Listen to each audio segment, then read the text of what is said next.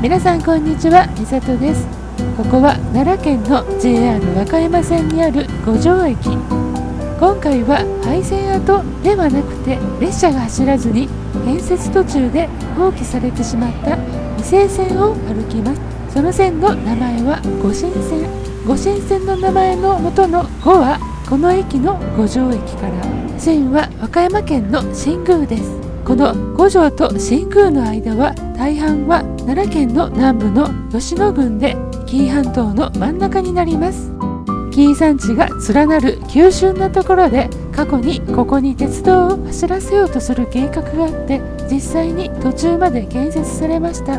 しかし山が急で長いトンネルを何本も作る必要があり、なかなか計画建設が進まないうちに国鉄の赤字が問題になり、完成しても採算が取れるかどうか問題になりました。実際に建設費は相当かかる割に沿線人口はかなり少ないので、そこで建設した部分を利用してバスが走りましたが、それも結局廃止になり今に至っています。御神線に関しての説明は詳しく説明したら、とても濃い動画が1本できそうなくらいなので、今回の説明はさらっと流します。この線の歴史など詳しく知りたい方は御神線のウィキをご覧ください。概要欄に URL を貼っておきます。それでは五条駅から JR 和歌山線に沿って歩いて、御神線が分岐予定だった場所まで行ってみましょう。駅から少し歩くと五条青果食品地方卸市場がありました。駅の貨物側線に近い場所なので、昔は鉄道貨物で送ったり受け取ったりしたのでしょうか。五条駅から和歌山方面へ行くと、最初にある踏切の岡口踏切です。この踏切の手前部分、線路がもう一本あったかのようなスペースがありますね。この空き地は五条駅から続いていて、駅と反対側は本線の線路がこちらに合流するという不思議な線形。御神線の線路を別に準備したのかと思いましたが、貨物線の入れ替え線があったのかもしれません。ちなみにこの踏切地蔵の左側に五条市ゆかりの漫画家梅津和夫先生のまことちゃん地蔵がありました。御神線の分岐点に向けてさらに歩きます。ここで御神線とは関係ありませんが、和歌山線の電化方式が切り替わっている箇所を見つけました。王子から五条までが上下2本のよく見かけるシンプルカテナリー方式。五条から和歌山までは路面電車のような1本の直ずり架線方式。五条から和歌山は国鉄末期の財政事情が最も悪い時に電化されたので、こんな方式になりました。引き続き歩いていると、レンガ積みの見事な橋台がありました。東条川橋梁、明治31年4月竣工とあります。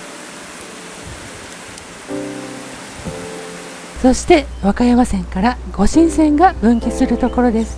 五条から和歌山行きに乗って進行方向左側、次の大和二見駅との真ん中あたりの場所です。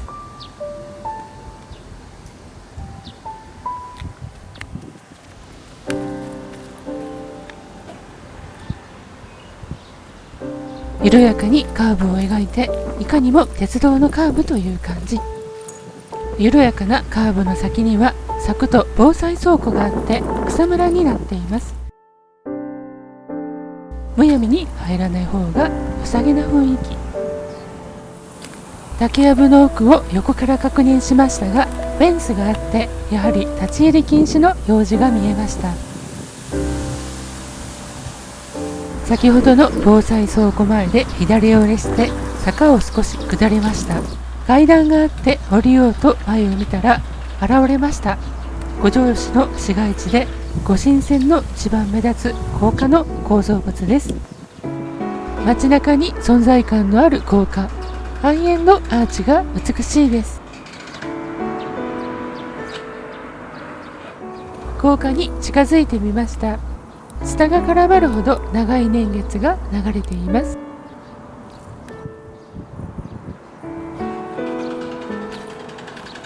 のり尻盛り土や切り戸が関係しているようですが、よくわかりません。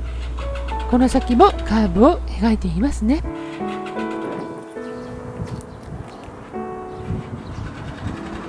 高架と家がかなりの近さになっています。この上が先ほどの防災倉庫があったあたり。国道24号線のところ、昔はオーバークロスしていましたが、数年前に国道の拡幅工事の際に外されたようです。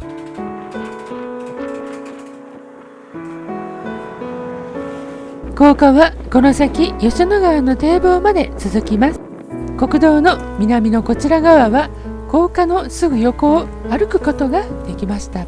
自転車なら通れるぐらいの細い小道です。鉄道が走ることはもうありませんが、残された高架の方は地域の方の生活空間の一部に溶け込んでいます。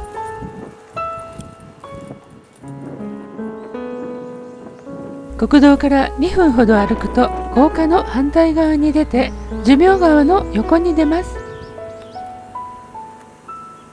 この付近は御神線の高架が一番映える撮影場所としてよく見かけるところですね。もう少し歩くと五条新町の通りを通って、ここで高架がプツンと終わっています。高架が途切れた先には吉野川があります。